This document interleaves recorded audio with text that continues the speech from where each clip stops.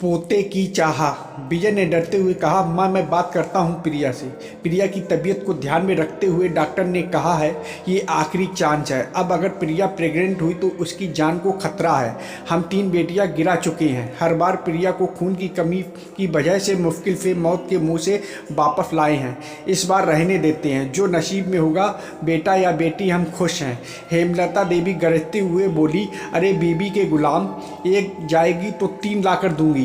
मैं कुछ सुनना नहीं चाहती। जब तक बहू इस खानदान का वारिस नहीं देती, चाहे कितनी भी बेटियां गिरानी पड़े, मुझे पोता चाहिए बस।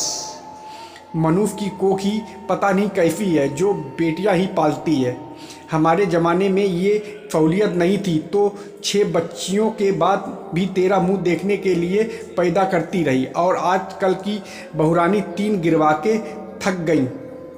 विजय तो माँ की जी हुकूमी के आगे चुप हो गया, पर इस बार विजय के पिता सुभाष भाई का दिमाग हट गया।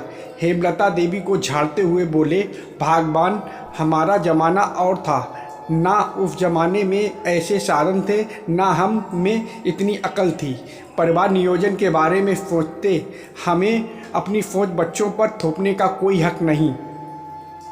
और सुनो, खोट बहू में नहीं, उसकी कोख उपजाऊ भूमि है। जो बोया जाएगा वही उगेगा। और तुम खुद 6 बेटियों की माँ हो और खुद भी एक औरत। शर्म आनी चाहिए एक औरत होकर मासूम बहू को पोते की चाह में प्रताड़ित करते हुए। खबरदार, बहू को इस मामले में अब एक शब्द भी किसी ने बोला तो मुझसे बुरा कोई नहीं होगा।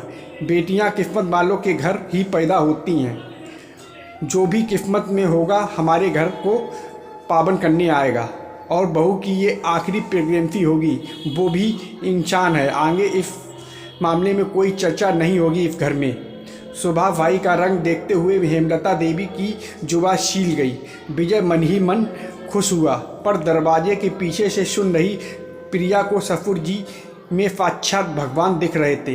पेट पर खुद ब खुद हाथ चला गया। उसने बच्चे को आशीष देते जुग जुग जियो, और फिर दोनों हाथ जुड़ गए आसमान की ओर।